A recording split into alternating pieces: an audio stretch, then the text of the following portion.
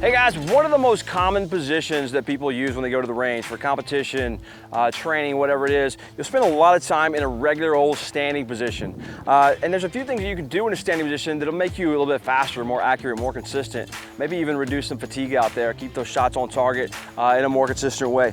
Starting with the buttstock here in the gun. One, I want this buttstock on my shoulder or in my shoulder in a way where I can present the gun to the target. If I'm going from a low ready, going from a high ready, a little bit different pressing that. That'll be a different video altogether. But I need that buttstock in my shoulder to whenever I'm on the target, I'm able to pull back tight in my shoulder, push down with my face. I'm squeezing this pistol grip a little bit. I don't have too much squeezing happening right here in my middle finger because I want some dexterity in that trigger finger, right? If you make a fist to stick out a finger, squeeze that hand really, really tight, you'll find that you lose a little bit of dexterity. It's kind of tough to pick your nose with that in that technique. But if I release these fingers a little bit, I get a lot more dexterity in that trigger finger. Allows me to manipulate that trigger a little bit faster. But I'm taking all those fingers and I'm pulling back tight into the shoulder and I'm pushing down with the face. Now, my non-firing hand up here, you can shoot from the mag well here, hand guard, whatever, if you got a foregrip, anything. But if I get everything I want, and I try to, as much as I can, I've got the jump of the gun happens at the front of the gun. That's where the jump happens.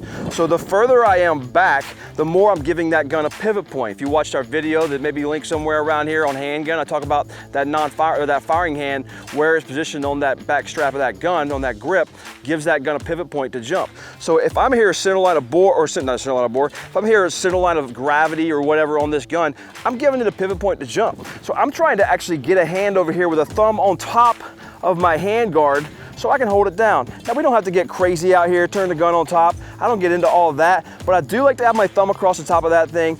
My arm's basically parallel to that forearm right there, and I'm pulling the gun back into my shoulder tight.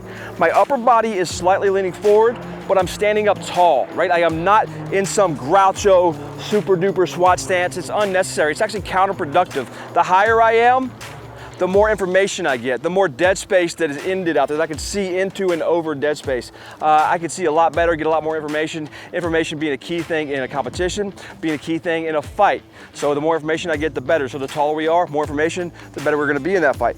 So I'm standing up tall, natural, slightly forward to center line with my body weight. I'm loading most of my weight on this left leg. My abdomen's tight, and I'm ready to push this thing and get shots on target. That's easy, little standing position, couple little things to go through in your checklist to get some good hits out there, rapid accuracy. Guys, I'm Daniel, thanks for watching.